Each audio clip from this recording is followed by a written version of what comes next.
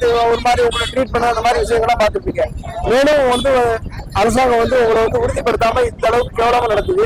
அது எப்படி பாக்குறீங்க மட்டும்தாங்க போலாம். அது ரொம்ப கஷ்டமா இருக்கு சார். எங்களால இங்க உட்கார முடியல, ரெஸ்ட் ரூம் போக முடியல, படுக்க முடியல. நைட்டு கொசு தொல்லை. ஒரு வாரமா நாங்க இங்க படுத்து இருக்கோம். எங்க பசங்களை எல்லாம் விட்டு ரொம்ப கஷ்டமா இருக்கு. குழந்தைங்க ஸ்கூல் போக கஷ்டமா இருக்கு. அவங்களுக்கு லஞ்சு கட்ட முடியல. இதெல்லாம் நாங்க இவ்வளவு ஒரு வாரமா அவசரப்படுறோமே.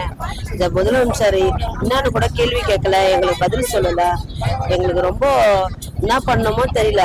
வீட்டுல தூங்கினாவே தூக்கம் வரல, இங்க படுத்தாலும் படுக்க முடியல. 2 மாசம் முன்னாடி யூனிஃபார்ம் கொடுத்ததாகவும் வேலையை வந்து கன்ஃபார்ம் பண்ணுங்கிற மாதிரி சொன்னதாகவும் சொல்றாங்க. ஆமா, எங்களுக்கு யூனிஃபார்ம் கொடுத்தாங்க. சரி, அது கன்ஃபார்ம் ஆயிடும் நினைச்சுதான் நாங்க ஆசையா கையெழுத்து போட்டு வாங்கினோம். ஆனா எங்களை இப்படி பண்ணுவாங்க நான் நினைச்சே பார்க்கல. நாங்க இப்படி ஆயிடும். நாங்க 31ஆம் தேதி போறோம். 30ஆம் தேதி போறோம். 30ஆம் தேதியே தெரிஞ்சிச்சு எங்களுக்கு. 31ஆம் தேதியே நாங்க அப்படியே வெளியே வந்துட்டோம். 1ஆம் தேதி வந்து உக்காஞ்சோம்.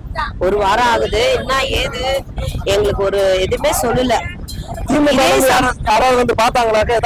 எதுவுமே பாக்கல.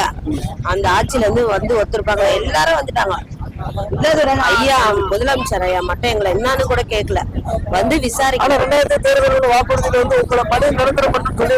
ஆமா, சொல்லியிருந்தாங்க பணி நிரந்தரம் பண்றேன் அப்படின்னு சொன்னாரு. அது என்னன்னு எங்களுக்கு தெரியல. எங்களுக்கு நிரந்தரம் கூட தேவையில்ல. இந்த வேலையே போதும். எங்களுக்கு இந்த வேலையே போதும். நாங்க வந்து பி மூத்துறதானே அல்றோம் கேக்குறோம். நாங்க ஏசிலயோ உக்காரத்துக்கு எதனா ஒரு ஆபீஸ் எல்லாம் கேட்கல. இந்த வேலையை எங்களுக்கு போதும். இதுல இந்த வேலையில பயங்கரமா டெய்லி பாத்துட்டு இருப்பீங்க. இது இன்னும் எவ்வளவு கொடுமையா இருக்கு. உப்ப வேலையோட வேற எல்லா வேலையும் ஈஸியா செஞ்சலாம். இந்த வேலை ரொம்ப கஷ்டம். இதுவே அசிங்க தாங்க முடியாது. நாங்க தொட்டுட்டோம்னா இது எவ்வளவு ஒரு எங்களால ஜீர்ணிக்க முடியல. இப்படி தூக்கின்னு வந்து போட்டாங்களே, எவ்வளவு ஒரு கலேஜி எடுத்தோம். நாங்க சொல்ல முடியாத அளவுக்கு நாங்க அந்த நாட்டத்தை தொட்டுட்டோம். அது தொட்டு எங்க பசங்களை வேற போய் அது வீட்டுல குளிச்சுட்டு தான் உள்ள போனோம். அப்ப என் பிள்ளைங்களுக்கு என்னென்ன வரும் இன்ஃபெக்ஷன் அதெல்லாம் தாங்க முடியாத நாங்க எங்க குழந்தைங்க வருஷத்துக்கு ஒரு வாட்டி அட்மிட் பண்ணுவோம். எங்க பசங்களை அட்மிட் நாங்க பண்ணிப்போம். காரணமா இருக்கும் நினைக்கிறீங்க? உங்களை நிரந்தரம் பண்ணாம இருக்கு என்ன காரணமா இருக்கு நினைக்கிறீங்க? எங்களுக்கு நிரந்தரம் பண்ணுவாரு ஒரு நம்பிக்கை.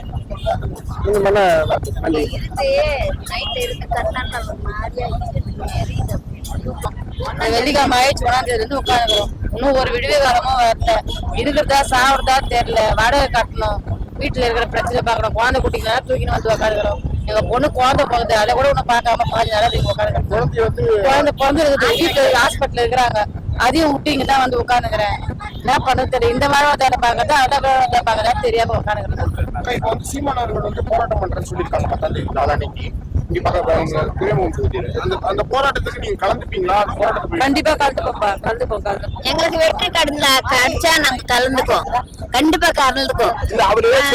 போராட்டம் பண்றாரு அப்படின்னா அந்த போராட்டம் வெற்றி அடையும். வெற்றி அடையும் போது அந்த மாதிரி ஒரு வாய்ப்பு அப்படி இல்ல. நான் வந்து இதோட நாங்க வந்து 8 நாள் ஆகுது. 8 நாள் தான் இங்க உட்கார்ந்துருது. எங்களுக்குன்ட்டு ஒரு விடுதலை வந்தா ஏன்னா வீட்டுல பசங்களை அழுகுறாங்க. வீட்டுல எந்த வேலை செய்ய முடியல. இங்கே கிடக்குறோம் டெய்லி. ஆனா லேடிஸ் ப்ராப்ளம் எத்தனை பேருக்கு இருக்கு தெரியுமா? சொல்ல முடியாது அவங்களால. அதெல்லாம் விட்டுட்டு கொஞ்சம் கூட மனசாட்சி இல்ல இவங்களுக்கு.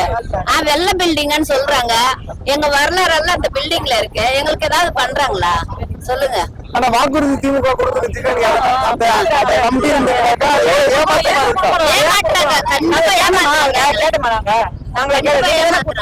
வரமாட்டேன்னு சொல்லிட்டு நீங்க கொடுத்தீங்க. வந்தவன வாயில இருந்து போய் உட்காந்துக்கிறீங்க. அப்ப மத்தவங்க என்ன பண்றது சொல்லுங்க? இப்ப உட்காந்துக்கிற யார் உட்காந்து? நீங்க எல்லாம் அழகா நல்லா நிம்மதியா வீட்டுல உட்காந்துக்கிறீங்க. வெயில் மழையில எங்கதான் உட்காந்துக்கிறாங்க எல்லாருமே. பொம்பளைங்களோட பிரச்சனை எவ்வளவு இருக்குது. ஒரு புருஷன் சரியில்லாதவங்க இருக்கிறாங்க. வீட்டுக்காரர் இல்லாத இருக்கிறாங்க. பிள்ளைங்க சரியில்லாத இருக்கிறாங்க. பொண்ணுங்க குடும்பம் பண்ணணும், வாழ்க்கை பண்ணணும். அதுக்கு படம் நல்ல எல்லாம் இருக்குது. நீங்க இப்படி 60 போறாங்க கூட உடனே கைது பண்ண போறதா கைதுன்னா எல்லாம் போட்டோம். பரவாயில்ல. அங்க போய் வீட்டுல உட்காந்துக்கிட்டு இங்கே உட்காந்துக்கிறோம் நாங்க. பரவாயில்ல. என்ன வேணா பண்ணிட்டோம். பரவாயில்ல. எதுக்கும் விடுற மாதிரி இல்ல. இந்த வாட்டி உட்கார்ந்துதான் யாரு வேணாலும் பாத்துக்கலாம். விடு. அங்க இதே மாதிரிதான் வந்து டீச்சர்ஸ் எல்லாம் வந்து போராடிக்கிட்டு இருந்தாங்க. அப்போ சீமான் வந்து போய் அவங்களுக்கு ஆதரவு தெரிவிச்சு அவங்களுக்கு போராட்டம் அறிவிச்சிருந்தாரு. உடனே பாத்தீங்கன்னா வந்து அவங்களுக்கு வேலையை வந்து உறுதி செய்து தமிழக அரசு. அதே மாதிரியான போராட்டத்தை உங்களுக்கும் சீமான் முன்னெடுக்க பண்ணாலும் பல்லனாலும் யார் மூலியமாச்சும் வரட்டும்.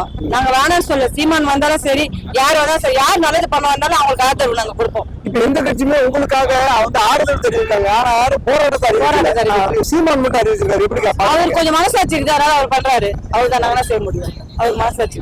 நீங்க எவ்வளவு தொந்தரவா இருக்கா, இருக்க முடியாது, என்ன மாதிரி நிலைமையில இங்க இருக்கிறீங்க? இருக்கிறோம் 8 நாளா ஒரே கஷ்டத்துல இருக்கிறோம். இப்ப வந்து எங்களை அரெஸ்ட் பண்ணணும்னு சொல்றாங்க. அவங்க சொத்தை நாங்க கொள்ளடிச்சோம் சொல்லுங்க, அரெஸ்ட் பண்றதுக்கு அவங்க எதுவுமே நாங்க கேட்க, எங்க வேலை உரிமையோட எங்க உரிமையை நாங்க கேக்குறோம். 10-15 வருஷமா செஞ்சுன்னு இருக்கிறோம் இங்க இந்த வேலை. ஆனா நீங்க வேலை கிடைக்கணும் திமுக எவ்வளவு உறுதியா நம்பி இருந்தீங்க?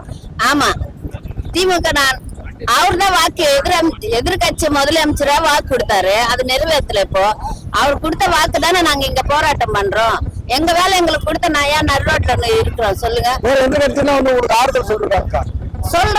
சொல்றாங்க. ஆனா விஜய் கட்சிக்காரங்க வந்திருக்காங்க, அதிமுக காரங்க வந்தாங்க, எல்லாரும் வராங்க. ஆனா எந்த முடிவும் எடுக்க மாட்டேன்றாங்க. வந்து ஆறுதல் பெரிய போராட்டம் அறிவிச்சிருக்காரு. கண்டிப்பா அவரு எங்களுக்கு ஆதரவு பண்ற எங்களுக்காக போராடினா அவர் வந்து எங்களை வேலையில சேர்த்த மாதிரி இருந்தா நாங்க வந்து கலந்துக்குவோம். அந்த போராட்டத்துல கண்டிப்பா கலந்துக்குவோம். அவர் வெற்றி பெற்று அவருக்கு என்ன என்ன செய்யணும்? எல்லாரும் அவர் கையெழுத்து கும்பிடுறோம். எங்களுக்கு அதே போதும். ஆனா எங்க வாழ்வாதாரம் எல்லாம் அவர் கையில தான் இருக்கும். ஏன்னா இது இப்ப இல்ல, இதுக்கு முன்னாடியே உங்க வேலையை வந்து நிரந்தரம் பண்ணணும். இந்த மாதிரி ரொம்ப கஷ்டப்படுற வேலையை வந்து நீங்க வந்து உடனே அரசு வேலை ஆகணும் இருக்காரு. இந்த போராட்டத்துக்கு முன்னாடி ரொம்ப காலத்துக்கு முன்னாடியே ஏன்னா கொரோனா டைம்ல வந்து அவங்க உயிரை துச்சமான நினைச்சு வந்து வேலை பார்த்தாங்க. அந்த நேரத்தில் வேலை பார்த்தவங்க எல்லாரையும் இந்த மாதிரி நிரந்தரம் பண்ணணும்னு ஏற்கனவே சீமான் பல தடவை அறிக்கை விட்டுருந்தாரு. ஆமா, அறிக்கை விட்டு இருந்தாரா? எதுவுமே செய்யலையே எங்களுக்கு. அப்பெல்லாம் போராட்டம், ஜல்லிக்கட்டுல போராட்டம், ஸ்ட்ரைக் இருந்தது, அப்போ செஞ்சோம். வரதா கோயில்ல செஞ்சோம். போஸ்ட் லைட்ல ஒண்ணு இல்ல, இருட்டுல வேலை செஞ்சோம். மரம் எல்லாம் வீழ்ந்துச்சு, தண்ணியில இருந்த மரத்துல இருட்டுல வேலை செஞ்சோம். லாஸ்ட் கொரோனால வந்து கொரோனாக்கு செஞ்சிருக்கிறோம் லாஸ்ட். அப்ப கூட எங்களை வந்து யாரும் எதுவுமே கண்டுக்கல. அப்போ பிள்ளைங்க வீடு எல்லாம் பயத்தோட வந்து செஞ்சுட்டு போறோம். இது வரைக்கும் ஆண்டவர் எங்க பக்கத்துல இருக்கிறதுனால எங்களுக்கு ஒண்ணுமே நடக்கல, நல்லதான் இருந்தோம்.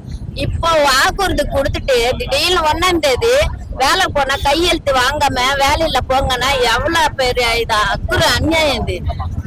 பொம்பளைங்க எவ்வளவு அவசரப்பட்டோம் தெரியுமா? வந்து வெயிலுக்கு எங்க 8 நாள் வெயிலுக்கு உட்கார்ந்தோம். அப்போ இந்த அரசாங்கம் வெளியில வெட்டு கூட பாக்கல, பின்னாடி வெளியில இருந்து போறாங்க. என்ன ஆச்சு? இந்த லேடிஸ் எல்லாம் லேடிஸ் தான். நாங்க இவங்களுக்கு என்ன ஆச்சுன்னு கூட எட்டு பாக்கல. ஒரு வேளை எதுவும் இந்த தண்ணி கூட கொடுக்கல.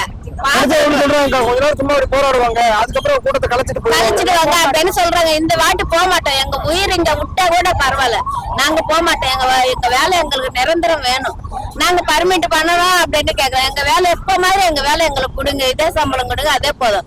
நான் இத்தனை வருஷம் அதே வேற கம்பெனில செஞ்சேன். அந்த 15 வருஷம் 10 வருஷம் பிஎஃப் காசு கிடைக்கும், ஒரு 2-3 லட்சம் கிடைக்கும். ஆனா இப்போ இது விட்டுட்டு கான்ட்ராக்ட் போனா இப்ப எங்களுக்கு என்ன ஆதாரம் இருக்கு? ஒண்ணுமே இல்லையே. கான்ட்ராக்ட் போனா அவங்க கொஞ்ச நாள் வாங்குவாங்க, வேலைவாங்க, அப்புறம் வயசாச்சுன்னு எடுப்பாங்க. அப்புறம் நாங்க எங்க போறது? அதே இந்த வேலை எங்களுக்கு கொடுங்க, நாங்க எங்களுக்கு பர்மிட் கூட எப்படியோ நிரந்தரமா செஞ்சுக்கிறோம். எங்க வேலை எங்களுக்கு கொடுத்தா இந்த இதே சம்பளம் கொடுத்தா நாங்க செஞ்சுக்கிறோம். எங்களை எதுவுமே கேட்கல, அவங்க சொத்து கேட்கல, அவங்க பில்டிங்ல எதுவுமே கேட்கல. எங்க வேலை தான் கேட்டு இருக்கிறோம் நாங்க.